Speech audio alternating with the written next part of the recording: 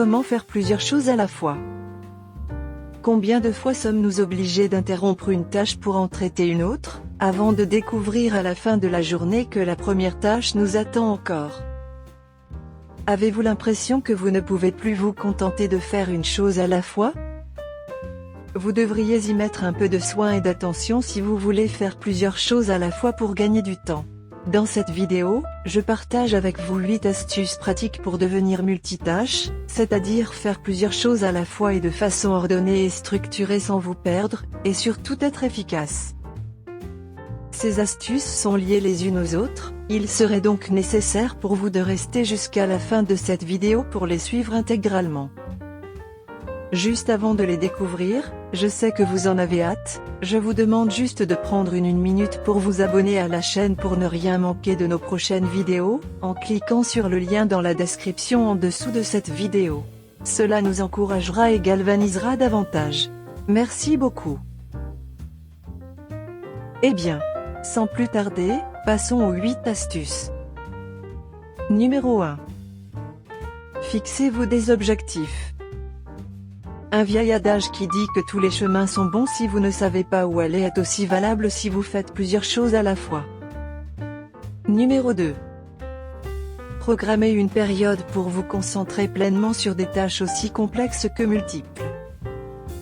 Faites savoir que vous avez besoin de temps pour vous 1 à 2 heures par jour et servez-vous de ce laps de temps pour vous occuper de tâches qui vous demandent une concentration maximum. Numéro 3. Faites une chose à la fois, mais alternez les tâches. Les jongleurs peuvent lancer plusieurs objets en l'air, mais ils ne manipulent généralement qu'un objet à la fois. Numéro 4. Supprimez les tâches inutiles. Si vous faites plusieurs choses à la fois pour être plus efficace, ne perdez pas de temps à faire des choses inutiles. L'exception est une activité qui aide à passer le temps. Si, par exemple, écouter la radio ou l'enregistrement d'un livre vous aide à supporter l'ennui de devoir peindre un mur, faites-le. Numéro 5. Choisissez des tâches qui soient compatibles. Vous pourriez, par exemple, trouver que de lire et d'écouter à la fois requiert le même type de concentration. Essayez plutôt d'associer une tâche physique et une tâche mentale comme de repasser des vêtements et écouter la radio. Numéro 6. Choisissez des tâches que vous pouvez interrompre. Choisissez des tâches que vous pouvez facilement laisser en plan, surtout si ces tâches multiples sont souvent interrompues, comme par des coups de fil. Numéro 7. Gardez une sélection de petits projets ou de tâches plus simples pour meubler les vides des projets plus ambitieux. Cela consiste à donner la priorité au projet le plus important, mais de meubler avec des tâches de base les fois où vous attendez une nouvelle information ou de l'inspiration pour continuer un projet plus ambitieux. Numéro 8. Utilisez efficacement les temps d'attente. Ayez sur vous quelque chose à faire, surtout aux endroits où vous prévoyez une attente, à l'aéroport, à la poste ou dans la salle d'attente du dentiste. La lecture est une tâche facile qui peut s'emporter sans problème. C'est aussi une bonne idée que d'avoir sur vous un carnet de notes pour y jeter des idées. Quelques conseils utiles? Ne vous laissez pas déborder si vous trouvez que vous ne pouvez pas faire 2 choses à la fois. Fractionnez les tâches en petites étapes et avancez à partir de là. Prenez le temps de planifier un peu. Une bonne planification vous permet de tout achever, même si un plan de travail n'accomplit pas la tâche à lui seul.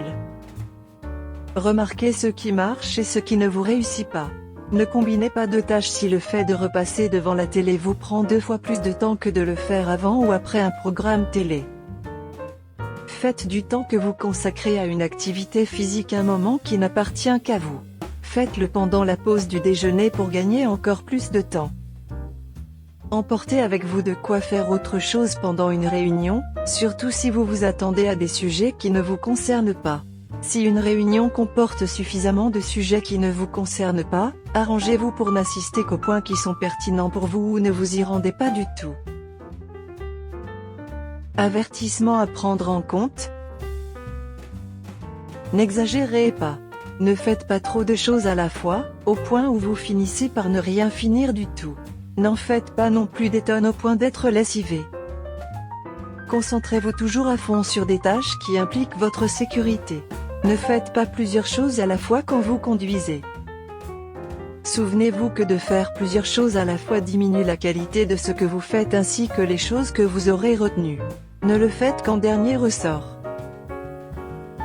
J'espère que ces étapes vous permettra de devenir un expert en tâches multiples avec efficacité assurée. Si cette vidéo vous a plu, cliquez sur le bouton j'aime et partagez-la massivement. Si vous n'êtes pas encore abonné à cette chaîne, cliquez sur le bouton s'abonner pour ne jamais manquer une vidéo. N'hésitez pas également à nous dire en commentaire qu'est-ce que vous pourrez ajouter à cette liste pour la rendre encore plus complète. Eh bien, merci d'avoir regardé cette vidéo et à bientôt sur cette chaîne pour d'autres vidéos encore cool.